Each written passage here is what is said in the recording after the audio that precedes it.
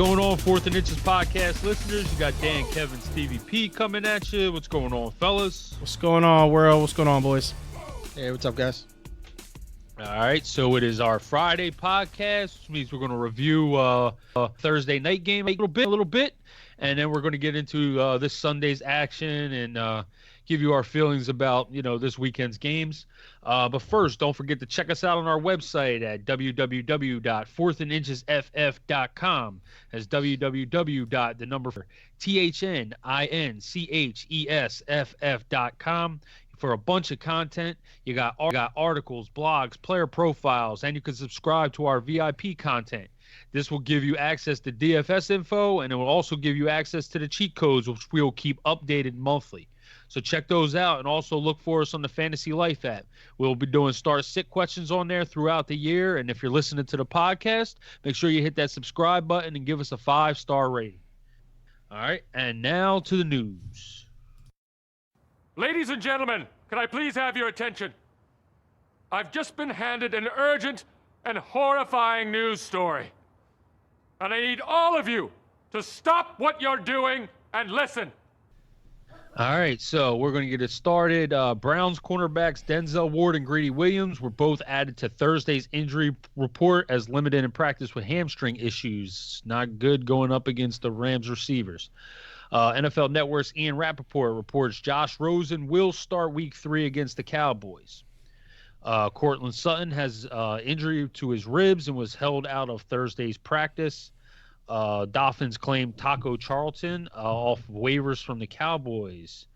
Josh Jacobs continues to remain limited in Thursday's practice. Free agent quarterback Chad Kelly is expected to rejoin the Colts as a member of their practice squad. James Conner was upgraded to full in Thursday's practice. Trying to get past the stats here.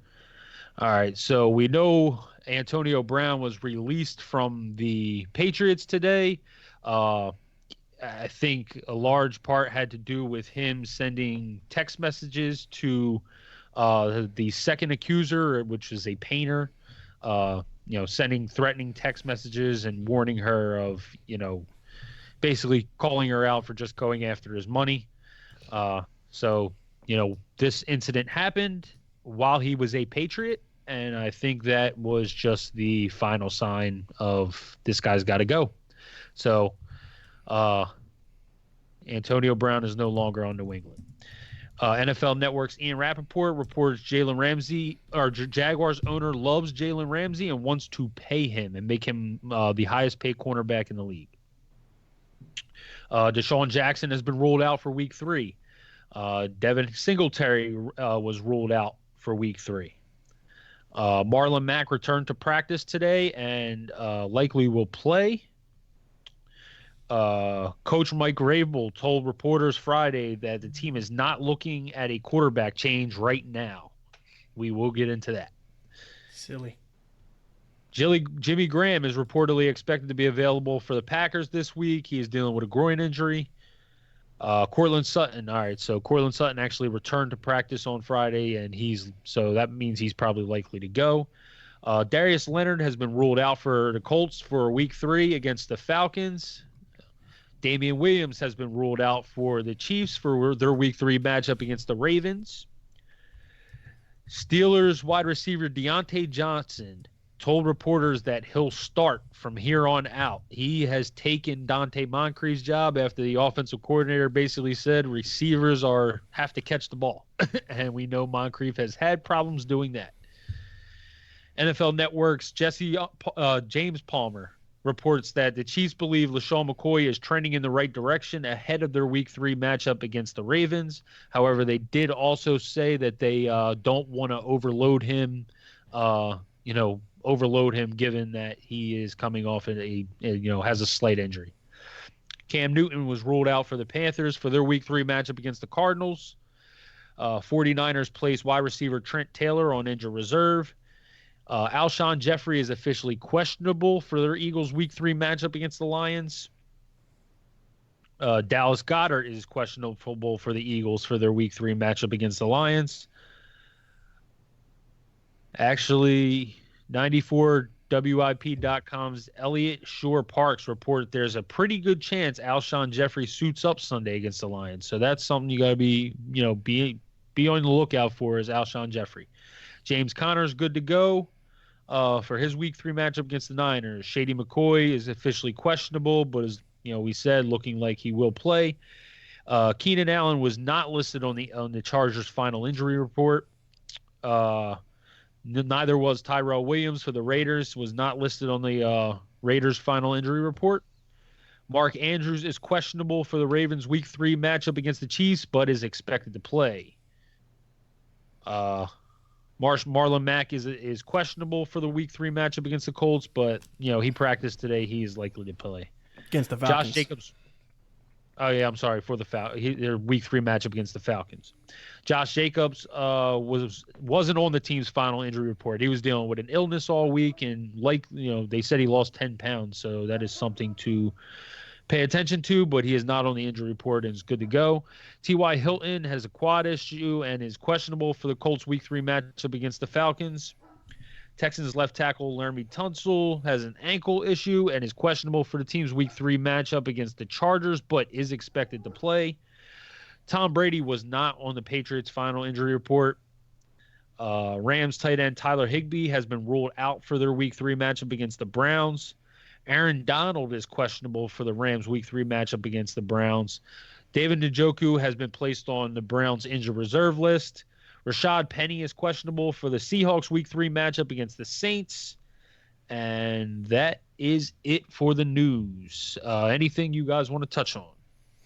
Yeah, Darius Leonard being gone for the Colts defense is a big problem, especially because he is a great run-stopping linebacker. So I could see Devontae Freeman, playing a little bit better than we had expected going into this matchup. I still am not super high on Freeman. I don't think that he has looked good this year. Just watching the game tape, to me, he looks... I don't know. Kev said it the other day. I mean, he kind of looks slow.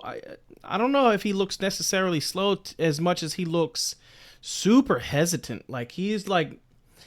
when he sees a hole and hits it, he doesn't look half bad, but the problem is him seeing the holes and hitting them. He's very rarely doing that. It seems to me like he's trying to bounce stuff outside, and he's not like the quickest running back. We've seen that for years from him.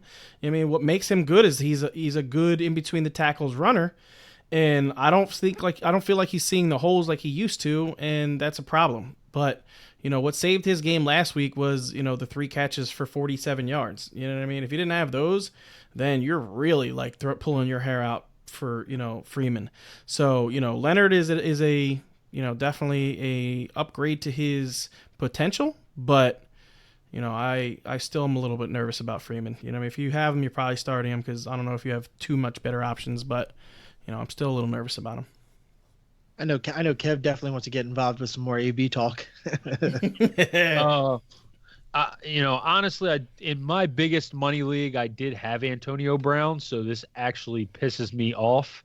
But what are you going to do about it? I don't think he's going to play another snap this year. Who knows about moving forward, but I think just with this investigation going on, I don't think anybody's picking him up right now. He's just this is just too much of a mess going on. Just the last month, he's been in the news literally every single day with something new. Yeah. He very likely might be never play again. I don't know. Nobody's going to want it. All right. So looking at the issues of like Kareem Hunt, I can see why somebody picked him up. If you actually look at the incident, it was made to be a lot worse when you heard it in words. And he really didn't kick the girl on the ground. He just nudged her with his foot. And I think people realize that. Ray Rice, you saw that, and that was like horrific. He actually literally physically punched his wife. He never played again, and he'll never play again. Yeah, he knocked her out, bro. You're talking about rape. You're talking about rape. And I know he can't get charged with anything, but this is a situation that's looking very much like he's the guilty party, and the more stuff comes out just makes him look like a bigger asshole. So, it's a very, very good possibility Antonio Brown does not play another down in the NFL. Yeah. Could you imagine being his attorney and being like, Antonio, please go 24 hours without hitting up social media. And then there he is all day tweeting out, all just blah, blah, blah, blah, blah, blah, blah, blah, blah, blah, sending text messages to this girl and that girl. You're lying. And it's just, it's comical. I mean, it's a circus show for the NFL. It's not a good look.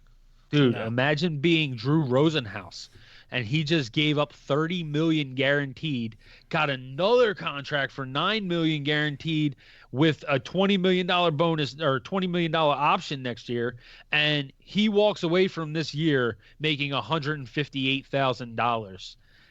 Like, dude, all because you can't keep your mouth shut. Like, dude, just be a normal freaking person. Like, are you that shitty of a human being that you can't like control yourself? Like, I mean, I understand these guys have to have a different mentality to play football, but I mean, come on now.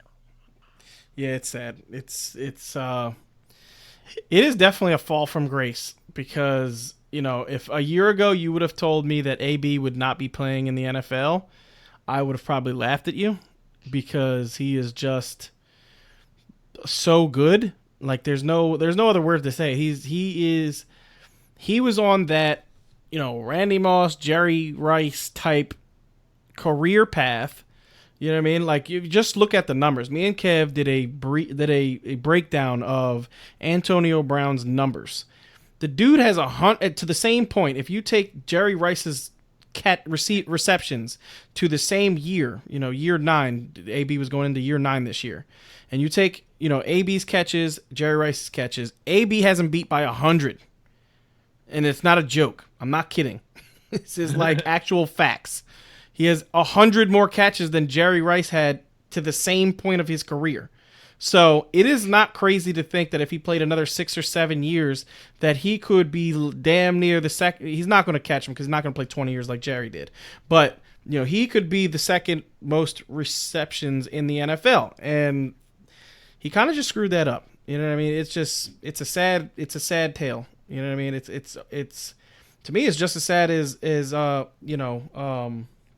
Josh Gordon. Josh Gordon was on a trajectory to be probably one of the best wide receivers in football, bar none. Like I think it was simple. Like if you watched his that explosion year he had, it was one of those things where you were like, wow, this dude is amazing. Like he is really, really good on a bad Browns team, and just couldn't put down the weed. Like, couldn't stop drinking, couldn't just stop doing that stuff. I mean, these guys, and AB has no excuse. Like AB, legit had everything you could possibly want as a human being and just screwed it up. So, it is what it is. It's sad, but it sucks. You don't know what goes on in another person's head. But one last part of the news I'll touch on. Who you guys have as your predictions for where Jalen Ramsey ends up? I think they're going to keep him. I do too. Yeah, I think Shad Khan is going to. After that game yesterday, you think after that game, I think Shad Khan is. I think Shad Khan knows that he's the best cornerback in football, and you would be dumb to lose him because you don't want to pay him. You know what I mean? Just pay the dude. The biggest problem in the locker room, if you listen to the guys in the locker room, they're all saying that Shad, they like Shad Khan, they like the coaching staff. The problem is, Coughlin. Coughlin don't want to pay nobody. So, he's letting guys go. They're pissed off about the guys that he's letting go, and he's not wanting to pay this guy and him low.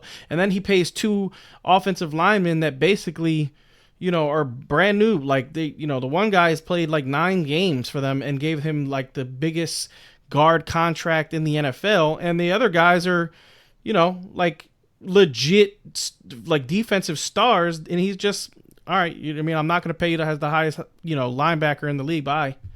Like guys in the locker room don't like that stuff. You know what I mean? Like pay us for what we're worth. If you're not going to pay us for what we're worth, then we'll go get it somewhere else. You know what I mean? And that boils over onto the field, and I think that's what happened. Yeah, I'm 50-50 between him and between there and KC, but I definitely think after yesterday's game that they're going to try to sweeten them up a little bit and just use that as ammo to keep them there and say look how good our defense looked yesterday. We have this quarterback that's right now a rising star in the league, and you already have who I consider a top 5 running back in the league, and couple young receivers. If freaking TD Westbrook didn't have those stone hands, that it's a decent young team that could come together and make a run at the AFC South. Yep, I agree. Ultimately they just say he's like an ultra competitive guy. So when you're not winning, though, those kind of personalities tend to just, they want to be on winning teams. They want what they're doing to translate to wins. And if you're on a losing team, it's just going to make guys upset, and especially when they're not getting the money that they deserve. So, yeah, all in all, I think he's going to wind up staying there because, Shad Khan wants to pay him. He basically just said that today. So I don't think Jalen Ramsey's going anywhere. So let's talk about last night's game. It started off a little more entertaining, I think, than it wound up being throughout. I think the early portion of the game led us to think that this could be a good game. We were texting back and forth, and Steve, you texted and were like, "Yeah, if the Jags go down and score on that second drive," which they did, I believe that was the pass that Minshew threw to DJ Chark had in the end zone, yeah. And he said, "This is going to be a really good game." And after that, it just was nothing but a terrible game. Terrible game. The Titans literally had 50 million penalties almost every play they had that was worthwhile. Derrick Henry had to be he had to go crazy yesterday because every time he ripped off a 10-yard run, a 8-yard run, anytime he got anything, there was a holding penalty call. And some of these holding penalties are ridiculous. Really, really ticky-tack. Real quick, Kev. I want to interject with that. So if you guys watched last night's game, both the running backs had better games than what their fantasy stats show. You know what I mean? Kev is not kidding. Like, I don't know how many people watched that game, but if you did watch that game, the holding calls are getting absolutely ridiculous.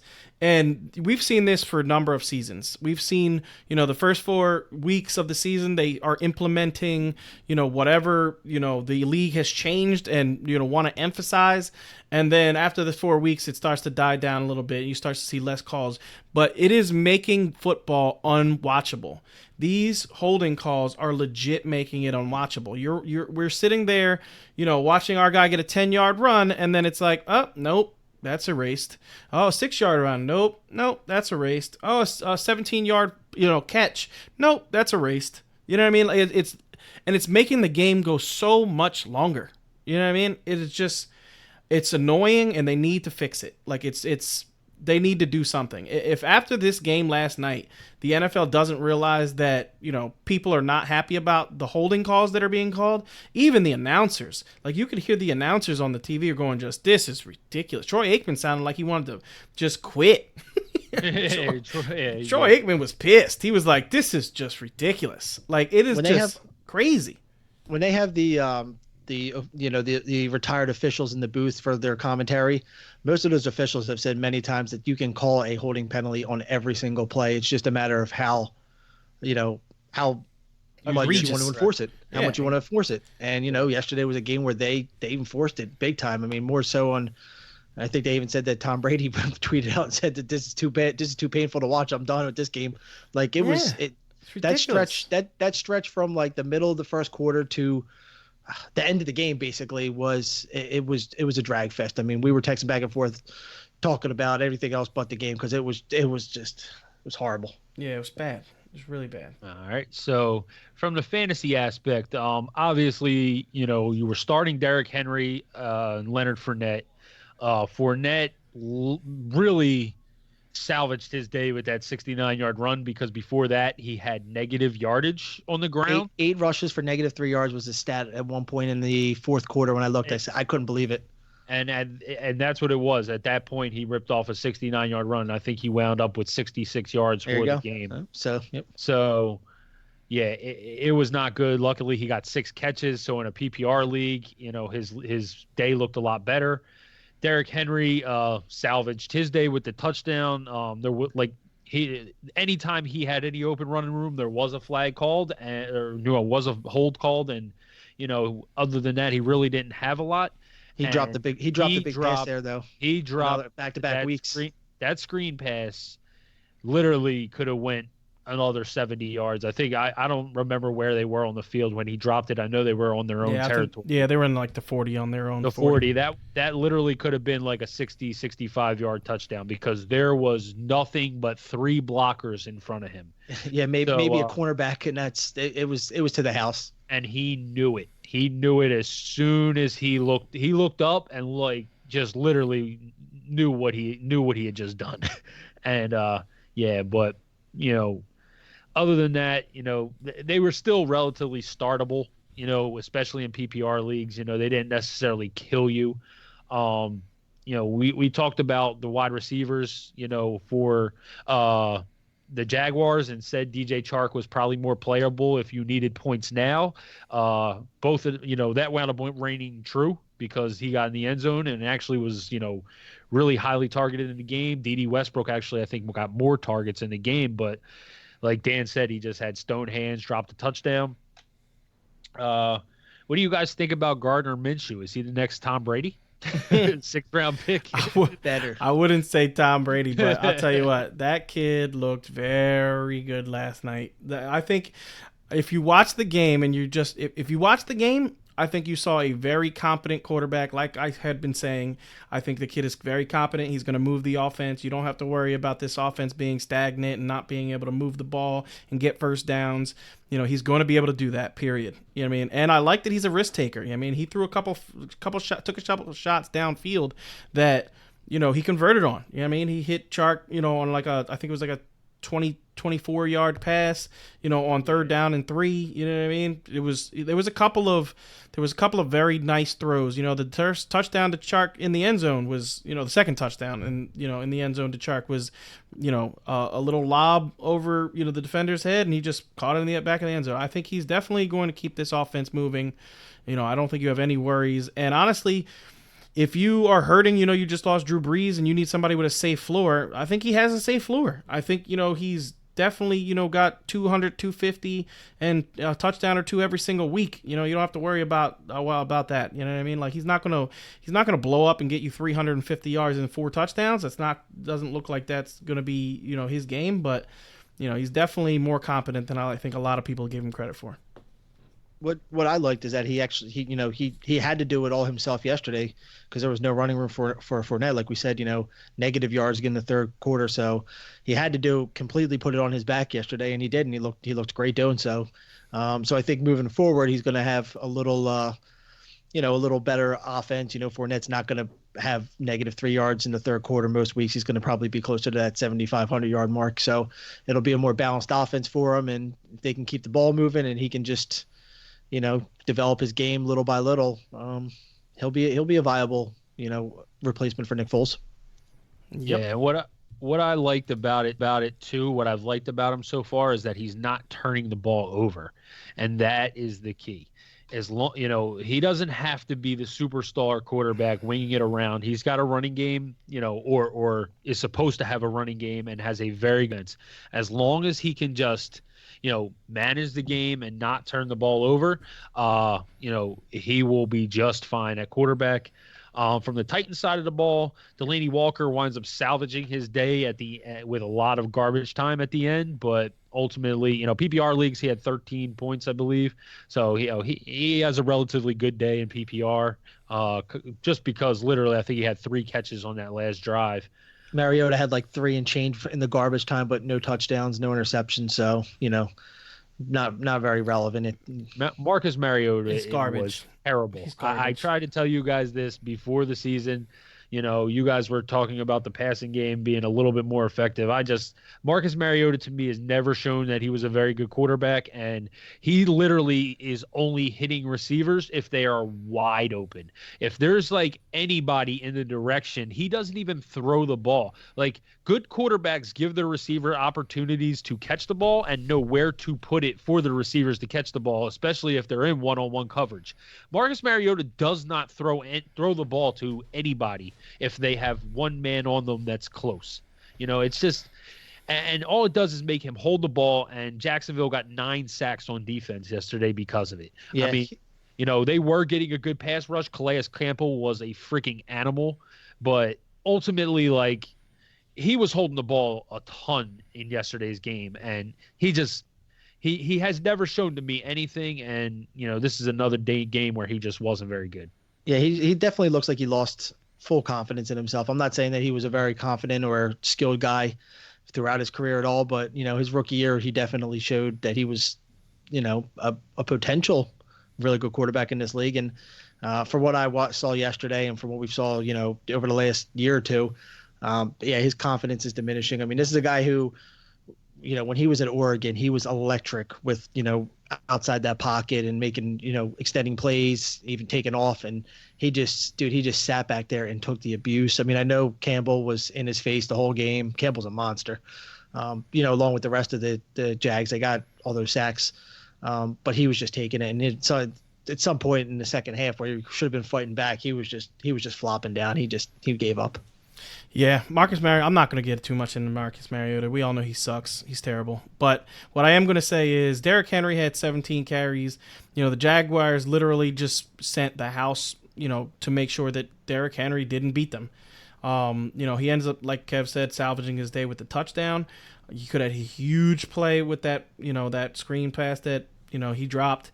But this is the one thing I will say about Derrick Henry. Derrick Henry is playing as well as he's been playing, and I think he's been playing pretty well.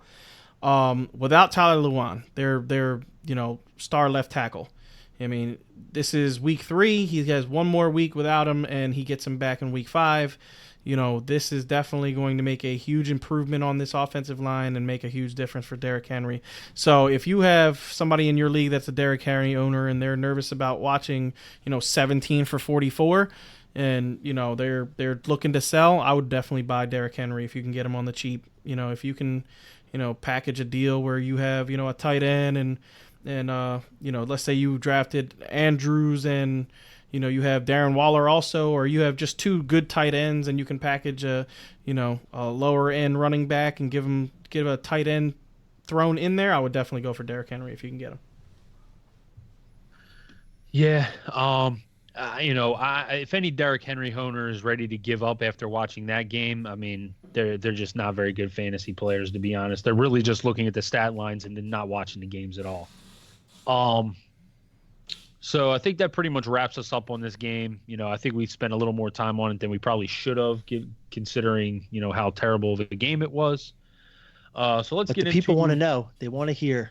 They still want to know. So let's get into Sunday's game. All right, so the first game we are going to get into for our Sunday previews is the Lions and Eagles. Dan, why don't you kick that one off? All right, so Lions and Eagles play at 1:00 in Philly.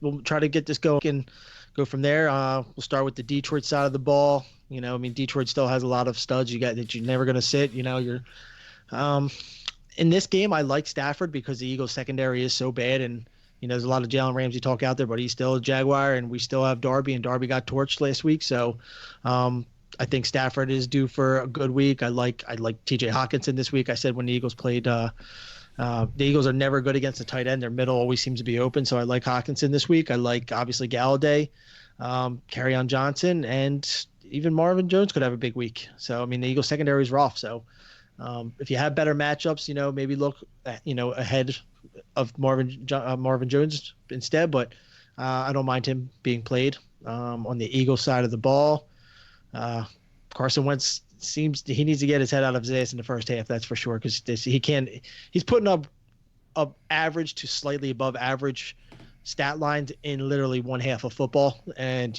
we need to see 2 halves from him, because when we see 2 halves of football from him, we see 2 years ago MVP Carson Wentz. So you're obviously never sitting Carson Wentz. You're gonna have to keep, if you have Alshon Jeffrey, you got to keep an eye on him up to there's a 1:00 game, so you have to make a decision at 11-12 o'clock, because you can't put him in there, and if he's doubtful, I wouldn't, or questionable, because then you could have a better option at the 4:00 game, and once you lock him in, you're pretty much screwed if he doesn't see the amount of snaps that he normally does. Zach Ertz is getting started. Deshaun Jackson is out. And I'm going to say until we can see any kind of consistency at the running back position, then I would not start the Eagles running backs. It's just too much. It's too much committee right now. And I mean, week 1, we saw nothing but Darren Sproles just being overutilized. And then last week, Jordan Howard seemed to get the ball rolling. He just didn't get enough play last week. And they tried to force some plays into Miles Sanders. And it just, none of these guys are in any kind of rhythm right now. I mean, I think, somebody will take the lead. Miles Sanders probably at one point this year. We've been talking about it. It's week 3. But for right now, too much committee. So you're just starting the guys that I named. Yep. For me, just want to add that I do think Miles Sanders could be a flex play this week. He, back-to-back games, he's seen the most amount of, time on the field. So if you're hurting and you need a flex option, I think Miles Sanders. And the other guy I want to talk about is Danny Amendola. I think Danny Amendola could actually have a good game against the Eagles. People are sleeping on him from last week because he got you a donut. But DFS lineups, if you need a cheap option, Danny Amendola I like this week. He, I think he's going to be a little bit more targeted, obviously, than he was last week. And the Eagles, gave up a lot of yards in that slot last week. So definitely like Amendola this week. Nelson Aguilar is another one that you can good one, possibly Kev. flex. Especially if Alshon's out, if it's just Nelson Aguilar and Zach Ertz, Nelson Aguilar is going to last week he had 11 targets in that game, caught eight balls, dropped the biggest one, but Nelson Aguilar could definitely be a flex play if Alshon and Jeffrey is out. And in DFS, Nelson Aguilar is only $3,600. I believe in DraftKings. So, to me, he's a very good play in DraftKings. And I 100% agree with you, Steve. If you read my DFS article, Miles Sanders is one of my values. He is 3,900 in DraftKings. And if you looked at what Austin Eckler did and even Justin Jackson last week to this defense, I think, without those receivers, the Eagles might have to lean on the run game a little bit more, or at least they should. And Miles Sanders is a guy who's still touching the ball 15 times a game. So, in DFS, a guy touching the ball 15 times a game, it's only $3,900, I think is a great value. Yep. All right, so next on the list, we have the Jets and Patriots. Steve, why don't you get into that one?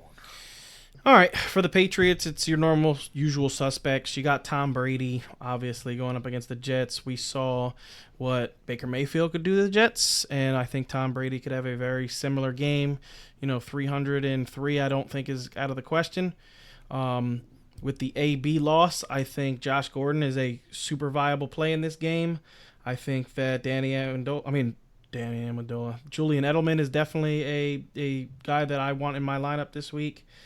James White is going to be catching the ball out of the backfield. Sony Michel should have a good game. We saw what Nick Chubb did, and they're kind of using Sony in that same role. So, Sony could have a big game. The Patriots defense are probably my favorite defense this week, other than the Cowboys going up against Miami. But, like all those guys. And Philip Dorsett is definitely a guy that I would pick up now that AB has been cut, because we saw what he did in week 1. I think it was 98 yards and 2 touchdowns. So if he's going to be used in that role, definitely a guy that I want to pick up. I'm not going to start him this week only because, I want to see how they bring him back. How much he gets used before I throw him into a lineup. But if you see that he's used, he's definitely a pickup, and we'll see what happens. On the Jets side of the ball, there's, Le'Veon Bell, Bill Belichick is going to take away Le'Veon. He's going to make it a point to try to take away Le'Veon, but you can't sit Le'Veon, so you're going to do that. Jamison Crowder basically got no targets last week. He had 4 catches for 40 yards, and they were getting basically blown out that entire game. So I don't think he's a guy you can start. Robbie Anderson salvaged this game with a couple of big catches, 4 for 81, but I don't know how confident I am in Robbie. And after that, there's not really anybody else in this game that I'm starting on the Jet side of the ball. You know what I mean? Who does Gilmore go up against? Because whoever Gilmore's up against, you are not starting. Yeah, he's probably gonna go. He's gonna probably what? He's been actually this year. They've been doing a lot more of Gilmore on the main target. You know what I mean? I've seen Gilmore a lot more on, I wouldn't say 100% of snaps, but on whoever's best player on the other team is, they've been putting Gilmore on him, and he's been eliminating them basically. So, I could see him on Robbie a lot this game. So, like I said, Le'Veon Bell, and that's about all you're going to do in this game. Yeah, I mean, Stephon Gilmore did a great job against, Juju in week 1. And, they got Luke Falk starting. I'm pretty sure he's still starting for the Jets. Yeah, so he's going to be the starter this week, yep. Yeah, I mean, to me, I actually think the Patriots are a better start. Patriots defense is a better start than the Cowboys defense. At least the Cowboys defense has a first-round pick starting for them. Luke Falk literally didn't throw the ball past 10 yards last week, so pretty sure Bill Belichick will have a good scheme to shut him down. And, he's going to be all focused on Le'Veon Bell. I mean, I have Le'Veon in one of my league. I have Le'Veon in our league, but this week he just scares me. He's going to get a ton of work. He might catch another 10 passes for like 45 yards, but it's just going to be a rough week for him because they're going to be all aimed at Le'Veon. From the Patriots point of perspective, I definitely could agree with you. I think that Philip Dorsett is probably a good pickup with AB gone because we saw what he did at week 1, and the other two guys, you're playing your Patriots. You're playing James White, you're playing Sony Michel, you're playing, Gordon, you're playing Edelman. Especially now, Edelman got 5 targets last week. I definitely see that increasing with AB going now. So, you're basically playing all your Patriots and sitting almost everyone on the Jets except Le'Veon. Yes, sir. So the next game is the Raiders and Vikings. So in this game, from the Vikings perspective, I really do love Dalvin Cook this week. The Raiders have done an okay job so far in their first couple games stopping the run, but Damian Williams, LaShawn McCoy combo, and Phillip Lindsay, Royce Freeman combo haven't really been the dynamic running groups. At least not that Dalvin Cook has been. So I really think Dalvin Cook is going to be a monster in this week, and just continue his upward trend. I'm not high on Thielen as much as everybody else. I have Thielen, still in the 20s. I do have Diggs in 17, so I could see a little bit of passing work. I know a lot of people are really low on Diggs. Was listening to I think CBS, was this CBS or Fantasy Football? So that, they have as a 38, and I was like, God damn, Diggs is not 38.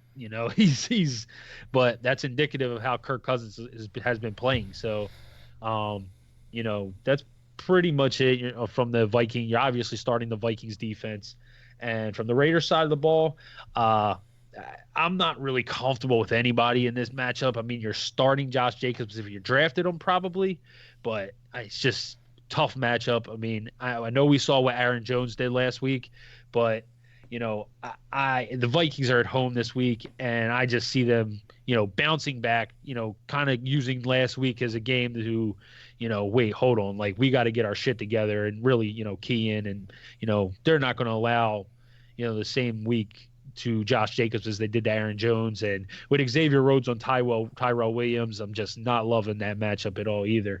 So. I probably would not be starting Tyrell Williams. I would probably have to start Josh Jacobs because of where I drafted him, but not really too excited about either one of those matchups. Yeah, I agree with you, Kev. I would stay away from Williams this week. I know he's had a really good start to the season. He looks like for sure Carr's go-to guy. I just think they're going to take him out of the game completely. That Vikings defense, they scare me too much. If you've been high on Waller and his production so far, he could be a potential guy to start. You may have a better option, but if you're not really, tight end heavy, I don't think Waller's a horrible option. I think he's going to get his targets in this game. Yeah, good pickup. I do have Waller in my number 8, so he's definitely a start. Yeah. Yeah, I agree.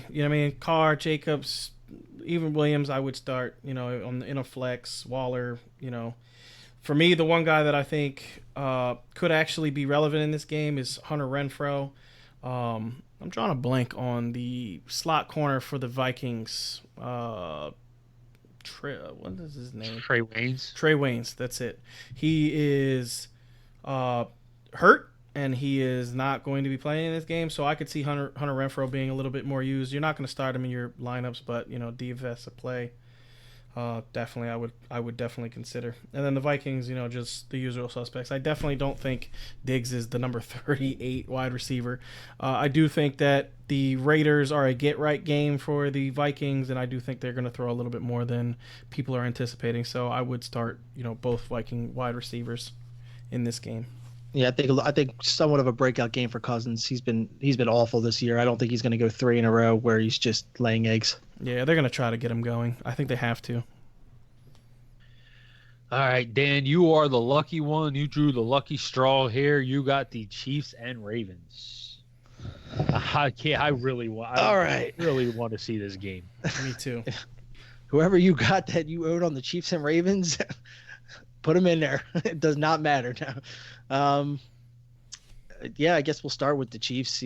Obviously Mahomes. Running back situation does scare me because we have questionable running backs. So you got to keep an eye on them right now. I mean, I know Williams is out, so Williams is out, and then McCoy's questionable, right? Yes. Yeah. Yes. Okay. Darwin Thompson's is an option to put in there. If McCoy's out, then you definitely need to have a Chiefs starting running back in your roster if you can. If one's available, because this team just dominates in points, and everyone thinks this game's going to be a shootout. I think it's going to be a little bit more defensive heavy than what they're calling for. But I still think it lands, somewhere in the low to mid 40s. Receivers, you're starting all your normal guys on Kansas City, Kelsey, Watkins. Still got Hill out. McCole, if you picked him up, you probably want to start him. We talked about earlier in the week that we like him more than the new kid, who's the kid that caught 2 touchdowns, Tom Robinson. Yep. Yeah. We like him a little more than Robinson because, Robinson's been in the league for a couple of years, really hasn't shined anything except for that week. So it was just a one hit week for him. Baltimore, you got Lamar, you got Andrews, you got Ingram, and you got Hollywood. Basically, that's your 4 guys right now that have been, producing for them. A lot of other guys that we drafted, more wait and see type guys. They haven't really gotten the snaps that might be coming later in the year. But it's, Baltimore's riding what's working, and what's working is those 4 guys, and they're dominating. Yep, I agree. Lamar Jackson is my number 1 quarterback this week. I think they're gonna, he's gonna be huge in this game. The KC secondary is just not good. I could see him eating them up, and I think this is going to be a shootout. I think this is definitely going over. I think the 55 is the over-under right now. I could definitely see the over going, and this being a hell of a game to watch. I'm really excited, like Kev said, to watch this game. It actually dropped to 52.5. 52.5. Whew. Still, Vegas, it's hitting the over. The bettors think it's an under, but unders were crazy last week. Yeah, unders hit nuts crazy. Last week. They did hit crazy last week. Yeah. I'm with you. I think that the Ravens guys, you're pretty much starting the 4 Ravens guys if you have them. You may have better options in your brain than Marquise Brown because of where he was drafted, but he's just been so electric. I mean, you probably want to throw him in your flex. And from the Chiefs side of the ball, I think you're guaranteed to start. You're definitely starting Watkins. You're definitely starting, Mahomes and Kelsey. I probably wouldn't start Hardman this week because you probably have better options, and you're just not sure yet. He had 1 good game, so you might want to make sure you see it again. Robinson, I'm not starting Robinson. I'm not even taking a flyer on him, even in DFS. I think that was literally a 1-shot kill. From the running backs perspective, definitely keep an eye on Darwin Thompson. And if Shady don't play, also look out for Darrell Williams. Like I said, the other day, Darrell Williams was on the field to close that game out for the Chiefs, not Darwin Thompson. So, if Shady and Damian Williams are out, they might go with like a dual running back system with a, Darrell Williams, the bigger back, getting the first and second down carries, and Darwin Thompson kind of playing the third down. Although Andy Reid did say he's got to work on his pass protection. So, Darwin Thompson, you definitely got to keep an eye on because, He's a big play. He's a big playmaker, but he's definitely got to. You can't play in this league if you can't pass protect. One quick note about Brown. He got I think they said like 13 snaps in week 1. I mean, obviously he had the two big plays, but like 13 snaps in week 1, and then last week he had 50 some snaps. So I mean, with the pace that this game could be at, I could definitely see him being out there for 60 plus snaps. And he's just a talented young kid. So I mean, he could highly produce this week. Yes, sir. All right. So next up, we have the Falcons and Colts. Steve, that is all you. All right. That's all you. All right. So, in this game, I definitely think I'm starting all my Falcons. Matt Ryan, looked good last week against the Eagles. I think he'll look good against the Colts this week. Julio Jones is a no-brainer. Devontae Freeman, I already said, without, Darius Leonard, he could have a very good game. Calvin Ridley, to me, proved that last week that you need to have him in your lineup every week, even if it is a flex. He's just too dynamic. He can get in the end zone every week. So, he's just not a guy you can keep out of your lineup. Austin Hooper, I talked about him a lot in the preseason. I just think that he is a super safe tight end. He's not the super flashy guy that's going to get you a touchdown every single week and 80 yards, but he is the guy that's going to catch you 6 or 7 balls for 60, 70, 80 yards every week because, he's just kind of the safety valve for Matt Ryan, and he seems to be able to get open quickly. So that's it for the Falcons for me. On the Colts side of the ball, Jacoby Brissett is a guy that I definitely would start this week if you're in the Ben Roethlisberger, Drew Brees camp where you lost those guys and you need a quarterback. If Brissett was available, is definitely a guy that I would pick up. Or Cam. Yeah, or Cam. Definitely a guy that I would pick up. Marlon Mack, I think, is going to have a huge game this week. I love Marlon this week. The Atlanta Falcons are just not a very good defense, period. They showed last week at home against Philly that they could, stop the run a little bit, but, this is a completely different animal. Marlon Mack is just, is the guy. He's going to get a lot of touches, and I like him this week. T.Y. Hilton is another guy I like this week. I think he's going to have, a good week. The Colts defense, I would actually start them in this matchup only because on the road, Matt Ryan does tend to throw a pick here or there. So I could see them getting, a turnover and a couple of sacks in this game, especially because you watched last weekend, the Eagles, as bad as the Eagles looked last weekend, they were getting to Matt Ryan. He was throwing the ball in duress a lot of the time. So I could see the Colts getting some sacks in this game. And really, other than that, I'm not starting Jack Doyle or Hebron. Those guys, I just don't trust them. They're not getting enough targets in this offense to make them viable for me.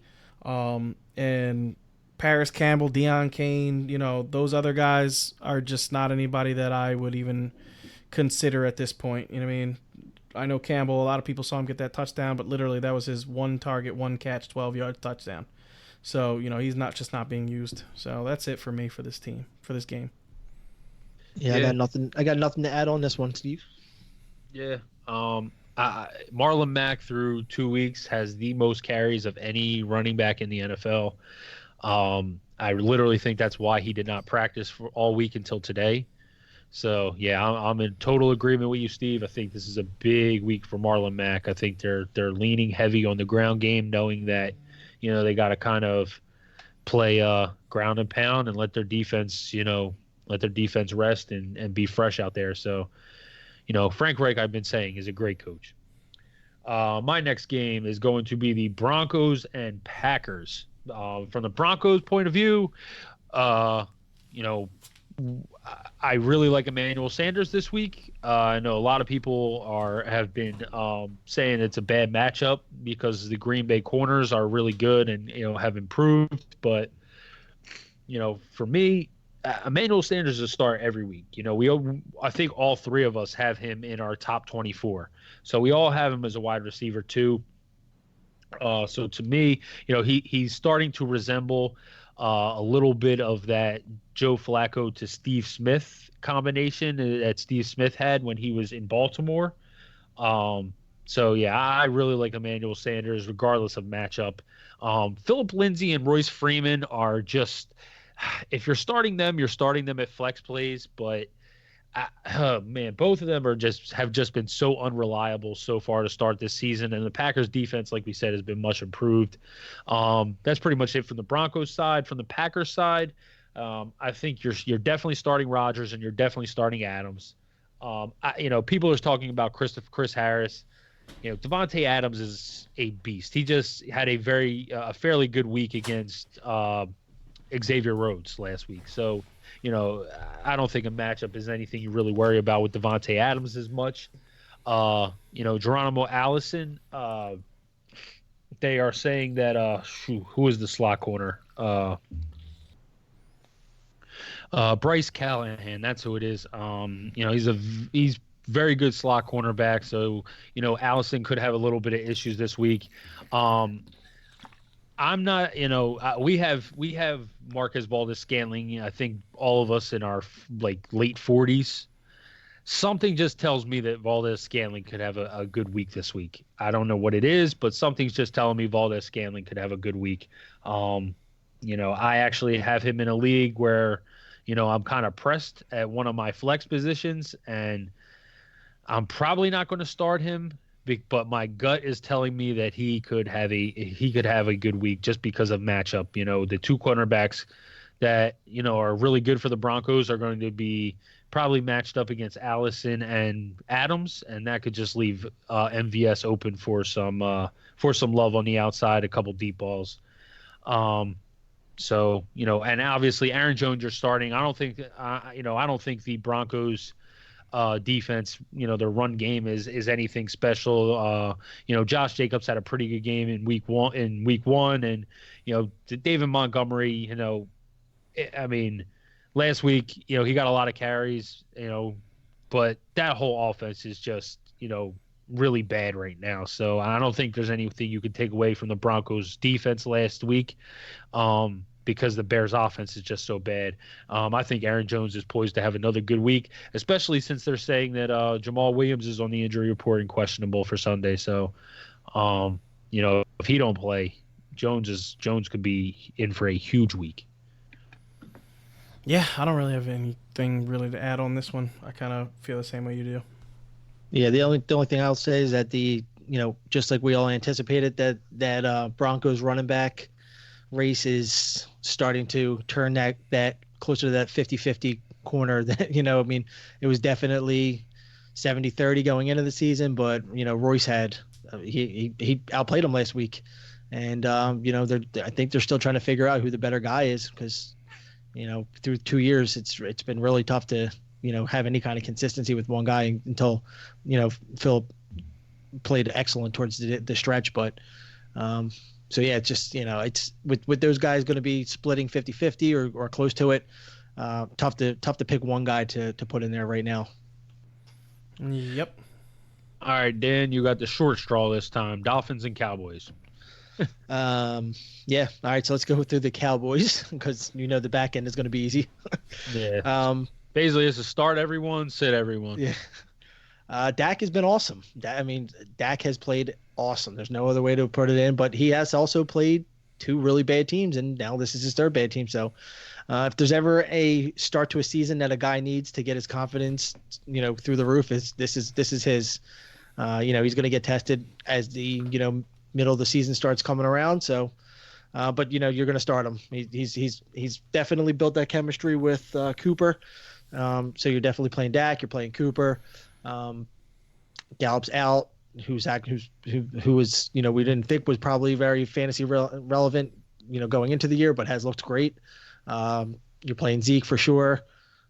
Jason Witten has 2 touchdowns, but he really hasn't. He's got 2 touchdowns, but he really hasn't had those downfield plays that he had prior to his retirement. So Jason Witten is just maybe he's just that short yardage touchdown guy for now. And Miami, you're not playing anybody on Miami. Literally nobody. That team doesn't even want to play for themselves. I'm trying to think of Cowboys. Who else here that you're going to? I like Randall Cobb this week, actually. Yeah, you think with Gallup out, Cobb's going to definitely be a good option. I would say if you need a flex option, Cobb's definitely an answer there. Yeah, for me, Cobb has been targeted in this offense, and I think the Miami Dolphins are just bad. So I could see Randall Cobb, if you're in a pinch, you have maybe, a couple of guys injured or you're desperate for a flex this week. I don't think Randall Cobb will kill you. He'll get you. I could definitely see him getting like 5 or 6 catches for 50 yards and a possible touchdown against this Miami terrible secondary. Well, terrible. This should be a 200-yard Cooper week, but we never. I'll agree with you on that, Kev. He does have his monster weeks, and he's got his 4 for 40s, and this could be that. He should go off this week, but we'll see. Yeah, and if you're in DFS play, Devin Smith is a good tournament play. He probably will be a high tournament play given the situation, but Devin Smith is a good low budget. Do you know his price offhand, Steve? I do not. I can look it up. I know he's minimum at on FanDuel. He's 4,500 on FanDuel, but on DraftKings, really? They really bumped him up on FanDuel. Yeah, on DraftKings, I do not know his price. But let's continue. We have. You are doing. Oh, there you go. You did. Yeah, see how it all rolls. I know, right? Bengals, Bills. All right, so on the Bills side of the ball, I do like Josh Allen this week. I actually, said that on. I think I said it on Monday or something. On our ranks. Yeah, when we did our ranks. Yeah. I like Josh Allen this week. I think Josh Allen could be a pleasant surprise against a terrible Bengals defense. I think this Bengals defense is not good. They have showed that through 2 weeks. They cannot stop a nosebleed on the ground. They literally let up every kind of yardage you could possibly give up. It's just last week was just ridiculous. All three 49ers running backs were viable. So Frank Gore, if you need a spot start or you need a flex, definitely a guy that I would not mind putting in my lineup this week. I don't think he's going to blow up because that's not Frank's game anymore. But he could definitely get you 60, 70, 80 yards and a touchdown against a terrible Bengals defense. John Brown, to me, is a must start every week at this point. He is just the most targeted player on this team. You know what I mean? He, in back-to-back weeks, has 7 catches. Week 1 he had 123 yards and a touchdown. Week 2 he had 72 yards, no touchdown. But against Cincinnati, I definitely think he could get off. He is the number 17 wide receiver in fantasy football, and I know a lot of people see John Brown's name and think he's not sexy, but he has been doing the damn job. So it is what it is. Cole Beasley, another guy that I would definitely start. I know a lot of people don't think that's sexy, but if I need a flex, I wouldn't mind starting Cole Beasley at my flex this week. I think, he could have, a couple catches and, possible touchdown. Like I said, the Bengals are just bad. So I'm not scared of anybody really on the Bills defense. The Bills offense. The Bills defense in this game, I love. I think they could eat in this game, get a lot of sacks, a couple possible turnovers, and, defense that I, would not mind playing this week. On the Bengals side of the ball, I do think this is going to be I don't want to say a get-right game for Joe Mixon, but a much better game for Joe Mixon. He has been god-awful, but he is fully healthy. Not on the injury report this week, practiced in full. So I could see Joe Mixon doing, a little bit better than he has been this, past couple of weeks. Tyler Boyd to me is also another guy every week start, no brainer. Just put him in your lineup. He's gonna do the job. Andy Dalton, I would not start this week. I just think this Bills defense stops the pass very well, and I think the Bengals are going to have a hard time throwing. John Ross, another guy, would not start this week. The Bills are just very stingy. So I don't see 2 wide receivers in this game going off. I think Tyler Boyd, just because he's targeted so much, is going to be the only pass catcher on this team that you want. And that's it. There's not really anything else on either of these teams that I would really like to get into. Let me just add on Mixon. I am in total agreement. I think that this is going to be a bounce back game for Joe Mixon. He is not on the injury report this week. And if you look, week 1, who was it in week 1? Le'Veon Bell. Yeah. Le'Veon Bell in week 1 had a very good fantasy day, and last week Saquon Barkley had a very good fantasy day. So the Bills, they're a very good defense, but they have, allowed good fantasy games to running backs. So I do think that this is a game that, Joe Mixon could bounce back, especially considering they've been throwing at a 4-1 clip run past the run. That's like an 80% past the run ratio. They cannot continue that up. They got to give Joe Mixon the ball more if they're going to be competitive in any of these games. So I do like Mixon this week. Yeah. Yep. All right, so the next game we will get into is the Giants and Buccaneers. From the Giants side of the ball, obviously Saquon Barkley is starting. Daniel Jones. Daniel Jones. Gotta start Daniel Jones. No, I would not start Daniel Jones. I would not. I obviously sense the sarcasm in Dan's voice. Evan Ingram, I think you have to start him at this point, regardless of who his quarterback is. But it's kind of a wait and see thing. I mean, you're starting him, but don't be upset if he disappoints based on his quarterback's play, because there's nothing he can really do about that. I wouldn't start any of the receivers until I knew what Daniel Jones was working with. And on the Buccaneers side, I have Mike Evans as the wide receiver 8. I expect a bounce back from him. I have Chris Godwin as a wide receiver 10. So I think that this is, I have Jameis Winston as quarterback 8. I have the Buccaneers offense getting right in this game. Hopefully this is the week where Jameis bounces back. I do have OJ Howard still as number 12 tight end. He's still a startable tight end for me this week in a very good matchup. The Giants' pass defense has just been obliterated in the first couple weeks of the season. So, I do like starting your Buccaneers. Jameis is definitely a good streaming option at quarterback this week. Nothing more really to add on this game. Oh, and Peyton Barber. I do think Peyton Barber is a solid flex play this week. We saw him be the guy last week, and if he's going to be the guy this week, and my sense is he is. Everybody thought Ronald Jones was going to come in and be the man after week 1. Peyton Barber looked really good last week, so I do think that he's going to continue that trend. And this is good matchup against a bad defense. So Peyton Barber, I think, could be a solid flex if you need one. Yeah, I think Daniel Jones is going to target the hell out of Evan Ingram. So, I would get him in, all my DFS lineups if I could. Sterling Shepard, I do also think is going to be, somewhat targeted.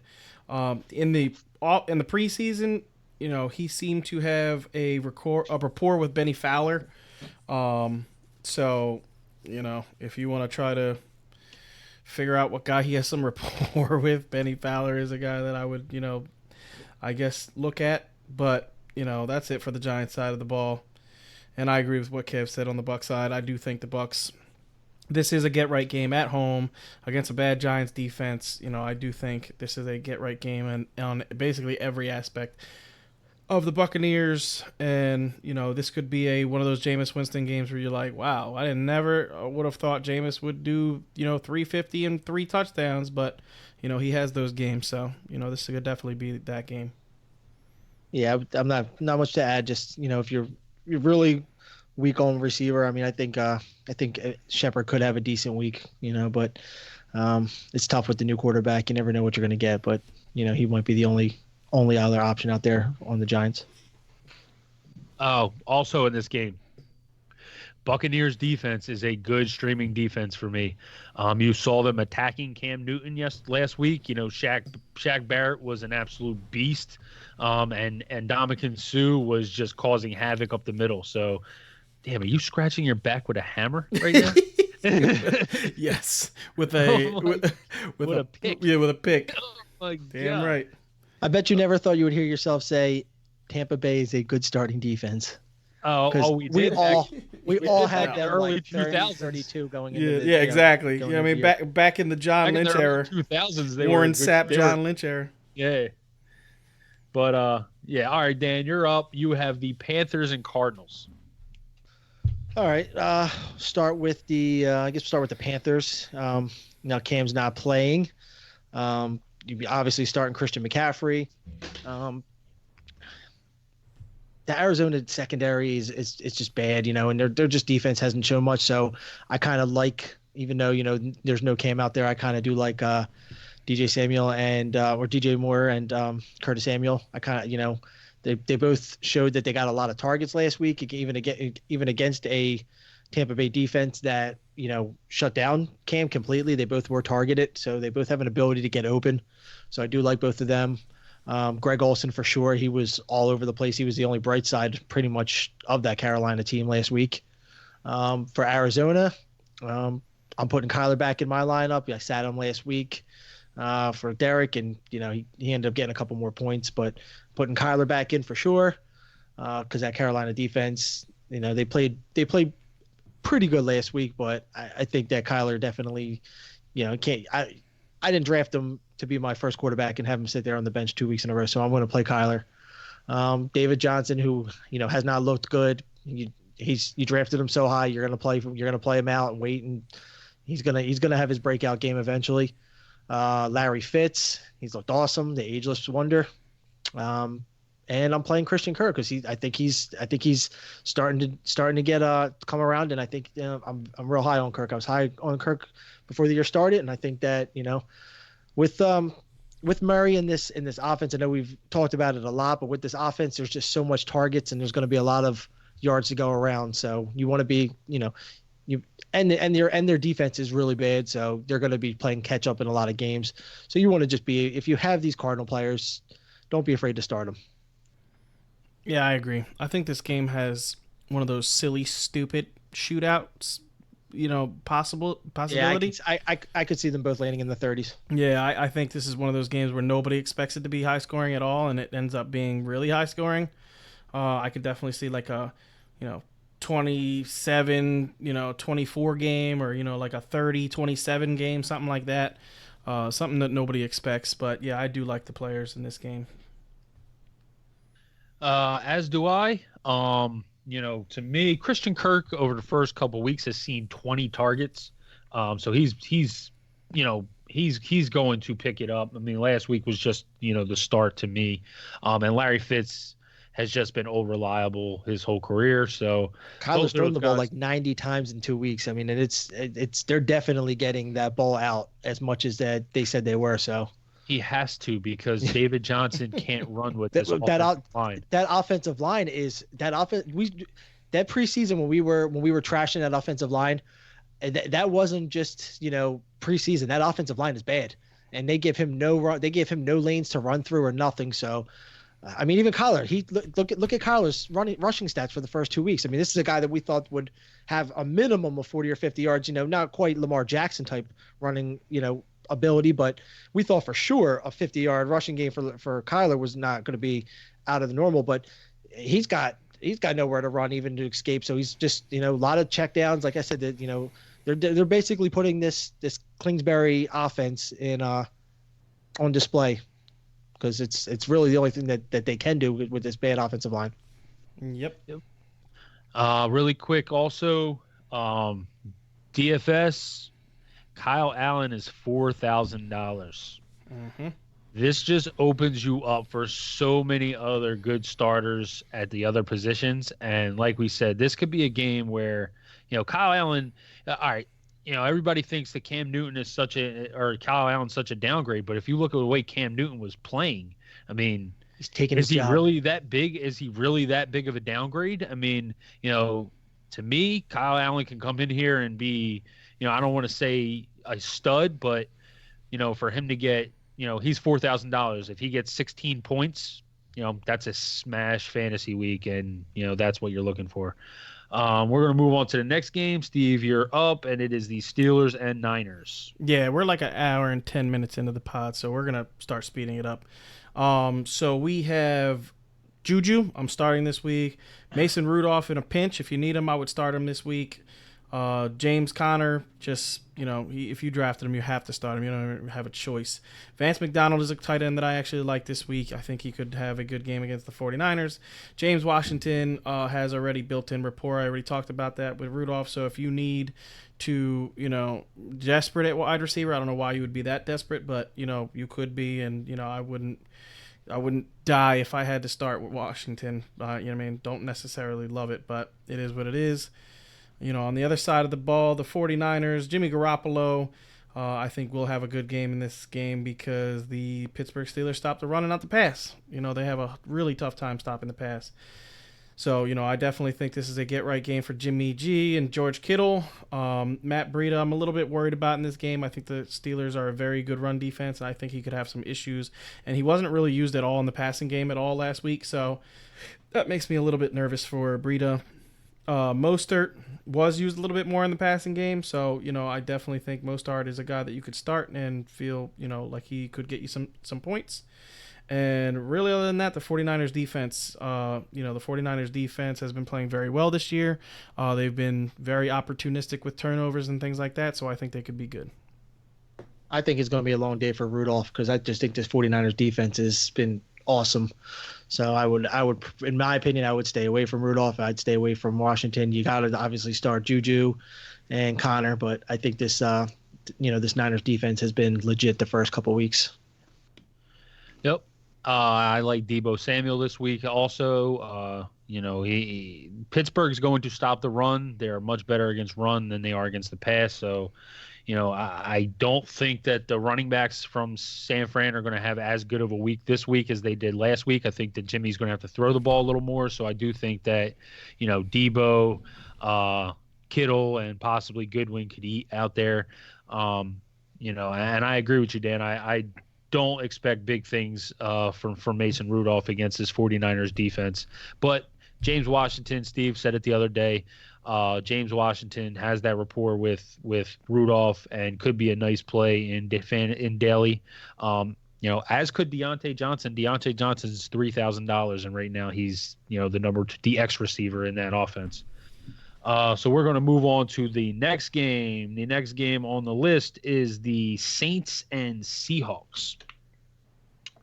So I think that Teddy Bridgewater will be a lot better than what he was if he plays. I think, regardless, I don't think you're going to see terrible quarterback play from the Saints. So, you're still starting Michael Thomas as, you drafted him in the first round. You're still starting him. Kamara, you're still, Kamara and Michael Thomas, both are starts every week, regardless who's a quarterback. I actually like Jared Cook this week a little better than I have. I have not been high on him, but, usually when you get backup quarterbacks in, they're going to be a lot quicker to use the tight end in check down situations. And, I can see Jared Cook getting a little more targets. He was, a little more targeted when Teddy Bridgewater entered the game. Latavius Murray has not seen, really a lot of work, in his situation. And he really only had the one long run in week one. Other than that, he really hasn't been very successful. So I'd probably wait on Murray, although I do think that his production could pick up with a backup quarterback now taking over. And from the Seahawks side of the ball, I believe that you are starting Russell Wilson. You are starting Chris Carson. You are starting Tyler Lockett. And if you need a decent flex, you can start DK Metcalf. Will Dissly may be a good streaming tight end as well. But for this, I mean, that's pretty much it for this game. Yeah, I streamed Dissly in one of my leagues, and I think you hit that one right on the nose, Kevin. He's a good streaming option. What did I want to say about the?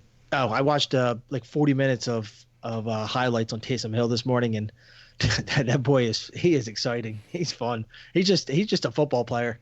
So yeah, I mean, obviously you're not starting any quarterbacks for the Saints because you don't know what you're going to get. They don't even know what they're going to do yet. But I just want to say that when you see Taysom Hill out there, he's definitely an explosive player that's going to bring a lot of fun to the game. All right. So Dan, you are up. You got the Texans and Chargers. All right, we'll start with the Texans and Deshaun Watson, another quarterback that he's in there every week. He's not a defensive matchup type player. You're just going to be in there. And same thing with Hopkins. I even said last week with Ramsey on him. Ramsey did an incredible job on him, but you drafted Hopkins in the top 10. He's getting played every week. Will Fuller. The Chargers defense is good. They're not top 5 for me, but they're a good defense. So some of these other receivers for the Texans, the big play guys, they still scare me. Will Fuller he's just too hit or miss. Kiki Cutie really, I know he's back now fully. He's not, but he's another wait and see guy for me. The running back situation, we're still getting too much inconsistency. So I probably would, if I had to pick a guy to go this week, I probably would go Duke Johnson. As far as the Chargers go, definitely would go Phillip Rivers because you probably, if you drafted him, you're probably starting him. I know he's not always going to be in that top 12 category, but he's Phillip Rivers is the kind of quarterback to where he can go for. He's kind of like you guys mentioned Jameis Winston, but he's much more consistent like that. He can go for 350 and 4 touchdowns any week. Keenan Allen just looks awesome. Back-to-back weeks, Eckler has looked awesome. I think you can even start Justin Jackson because he's been getting a lot of work too. They said that they were going to try to split those two. Eckler's obviously been the more productive back, but Jackson's been getting his carries as well. I wouldn't say for sure Jackson because he's only putting up in that 11-12 PPR point range, but in a flex play, if he's going to give you 11-12 consistently with potential to do more, then I'm okay with that. And that's about it. Yeah, I actually do like Will Fuller in this game. The Chargers secondary is a little banged up this week, so I do like Will Fuller. I think Will Fuller could have a pretty good game in this game, but I agree. I think I think their defense is pretty good. Carlos Hyde has been getting a huge workload, so I wouldn't mind putting him in my flex if I needed to. And I agree on the Chargers side of the ball. It's Austin Eckler has just been really, really good. So I don't think you need to be worried about Eckler. Keenan Allen has also been great. Phillip Rivers I think could have a good game in this game. We saw what Drew Brees did to them in Week 1. So I agree. I think this could be a good game for them. Yeah, Mike Williams is not a bad flex option as well. Wasn't his week last week? I mean, he had 3 catches, but they were literally 3 like amazing catches. Two of them were like great grabs. One of them, most of everybody saw was the diving catch. It was like a 40-yard catch down the field. Mike Williams is probably a solid flex option as well. So next game, Steve, you have the Rams and the Browns. All right, so I'm going to be quick. The Rams side of the ball, Jared Goff, you're starting. Todd Gurley, you're starting. Cooper Kupp, you're starting. Brandon Cooks, you're starting. Robert Woods, you're starting. Greg Zuerlein, you're starting. I would actually, I know this, if you're hurting at tight end,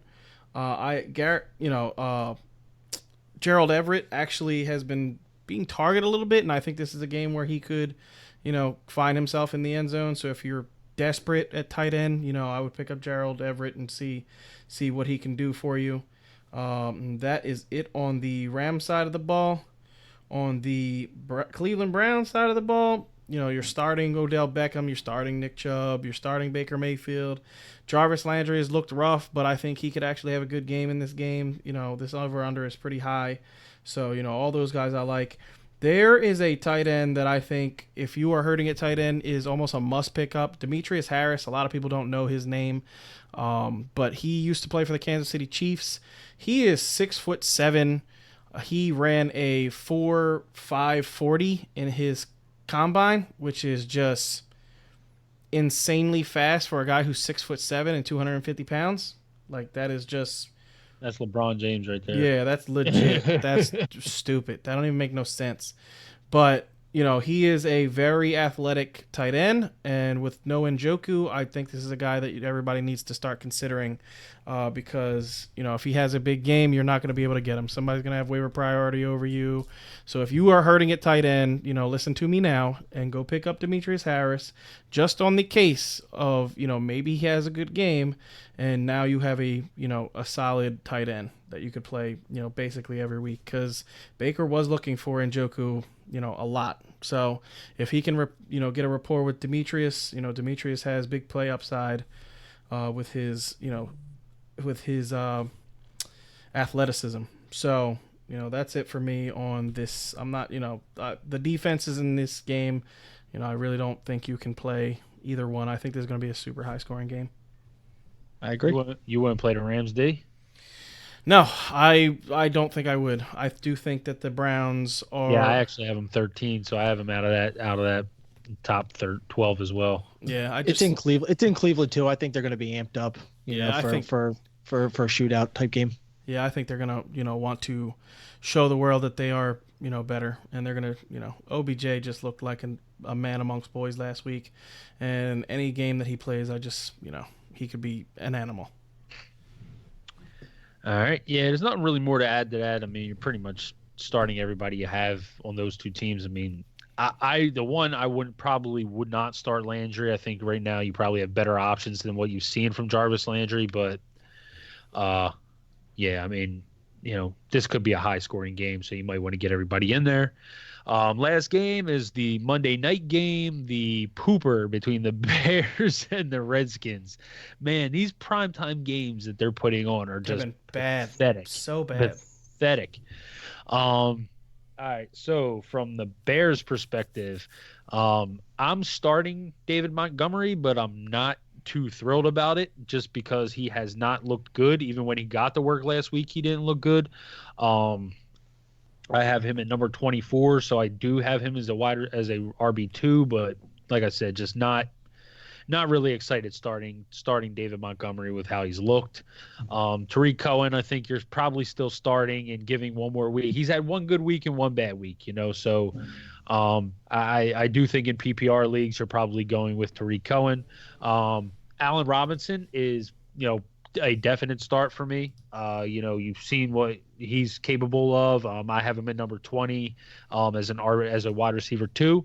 For me, Allen Robinson has really showed me something this year so far, and week 1 he was really good. I mean, he was the only player on the team in week 1 that did anything. So, Allen Robinson, Steve talked about him and wrote an article about him, having a bounce back season, and thus far he's lived up to that. So, Allen Robinson is definitely a start. From the rest of the Bears, I mean, obviously, if you drafted the Bears D, you're going to start them, and and this is a great matchup for them against the Redskins. On the Redskins side of the ball, I'm not really excited about starting anyone. Literally, like the only one that you might want, like AP didn't see enough work. Chris Thompson, you could probably start in PPR leagues, but I mean, not really a guy that I'm exactly leaning on. I mean, he'd probably be a flex. You're probably not starting Case Keenum. He's looked great in the first 2 weeks, statistically, but you're not going to start him against the Bears. Jordan Reed, he hasn't played in the first 2 weeks. I don't think you want to start him if this is his first game back. Terry McLaurin, we know that this dude has been breaking out. I have Terry McLaurin, however, at wide receiver. Where do I have Terry McLaurin? I have Terry McLaurin at wide receiver 32. So I'm not even excited about starting Terry McLaurin this week. And he was a guy I actually started last week, in one of my leagues. So yeah, in this week, I would not be excited about starting any Redskin. And from the Bear side, you probably are starting Montgomery. PPR, you're starting Cohen, and you're starting Allen Robinson. Yep, I don't have really anything to add. I think Redskins D might be a solid stream this week. Also, I don't know what they are. Been terrible. Yeah. So Redskins D might be a solid stream if you're looking for a stream this week. All right, sounds good. And that is it. That wraps us up for our preview podcast this Friday night. But remember, don't forget to check us out on the website at www.fourthandinchesff.com. It's www.4thandinchesff.com for a bunch of content, articles, blogs, player profiles, rankings, and you can subscribe to our VIP access. Get a bunch of DFS reports, get a DFS value play article, different lineups we use, stuff like that. It's really good information. So don't forget to subscribe to that. And until next time, peace out, guys. Peace. All right, guys. See you.